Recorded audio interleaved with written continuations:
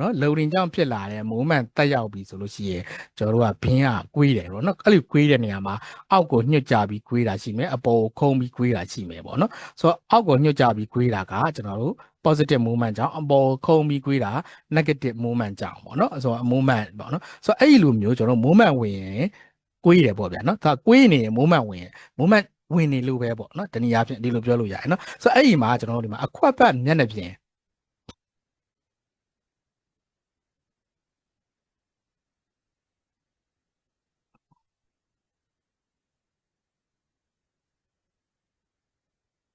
ဒီအခွက်ပတ်မျက်နှာပြင်မှာ compression ဖြစ်တယ်ပေါ့နော်ဒီနေရာပြင်ရှေ့မှာတော့လည်းကျွန်တော်ဒီအရစ်ကလေးနဲ့ကျင်းသွားတယ်ဆိုပြီးပြောခဲ့တာဒီမှာကျတော့ tension ပေါ့နော်အရစ်ကလေးတွေကပို့ပြီးတော့ကျဲသွားတာပေါ့နော်ဆိုတော့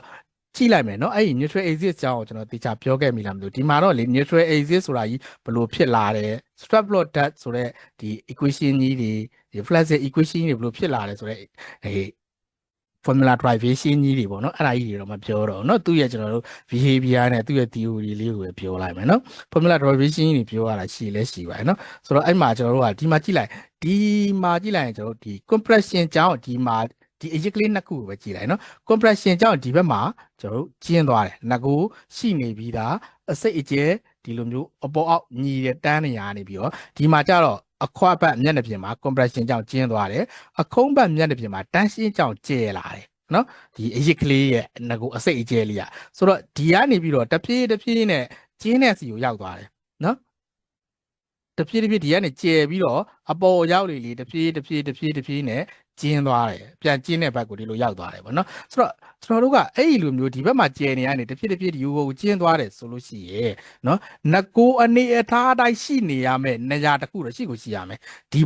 point တစ်ခုရှိရမယ်နော်ငကိုအနေအထားတိုင်းရှိ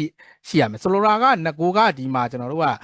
တလက်မဆိုပါစို့ဗျာနော်ဒီအစိတ်အကျဲလေးကတလက်မဆိုပါစို့ဒီမှာဘန်းရင်းကြောင်ကျွန်တော်တို့ကဒီကွေးညွတ်ခြင်းကြောင့်တစ်ဖက်မှာကျဲပြီးတစ်ဖက်မှာကျင်းသွားတယ်ဆိုတော့အဲ့ဒီအတိုင်းဆိုလို့ရှိရင်ဒီတစ်လျှောက်လုံးမှာငကိုတလက်မအတိုင်းမပြောင်းလဲပဲရှိနေတဲ့နေရာတစ်ခု point တစ်ခုရှိရမယ်နော်ဆိုတော့အဲ့ဒီနေရာကိုကျွန်တော်တို့ကဘာလို့ခေါ်လဲဆိုတော့ neutral layer ပေါ့နော် neutral layer ဒါမှမဟုတ်တနည်းအားဖြင့် neutral axis လို့လည်းပြောကြတယ်ပေါ့ဗျာအဲ့ဒီနေရာကိုဘာကြောင့် neutral axis လို့ပြောတယ်လဲဆိုလို့ရှိရင်ကြည့်လိုက်ဘာသူကမပြောင်းလဲဘူးငကိုတလက်မရှိတဲ့အတိုင်းကငကိုတလက်မအတိုင်းပဲရှိနေတယ်အဲ့ဒီ white မှာ